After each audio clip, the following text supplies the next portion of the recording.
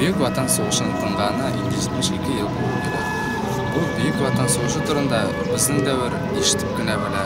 Albatta, men de әтемнің so'zini gina eshitib bilaman. Әнеме һәм әтеме mening da'vatim Ne'matullo Murtaza Faridullo сөйләп eshittirgan bu qon qiyg'ish so'g'ish turunda bizning davr bu җиңү белән бик горурлана. Mening da'vatim 1942 елны фронтка китә.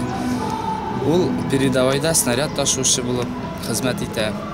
1942 елны Курск дугасы кырында аның машинасына вражеский снаряд тәгә һәм ул бик авыр яралар алып госпитальгә эләгә. Госпитальдән соң Украина фронтына аны данлыклы Катюша машинасына утыртып фронтка җибәрәләр. Минем дәватым 45 елны бик җиңүне Берлинда үзендә каршылай. Шуннан соң ул Праганы освобождайтуда катнаша. 1947 елны гына үзебезнең авылыбызга кадергә эшләргә кайта. Колхозда эшләй 40 ел сынатмый колхозыбызны күтәрүдә, дәүләтне күтәрүдә тырышып эшләп лаеклы ялга чыга.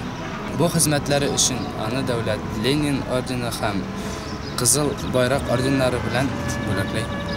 Мин дәватыймә безнең дәүләткә тыныч гомер, тыныч тормыш бүләк иткән өчен бик рәхмәтле.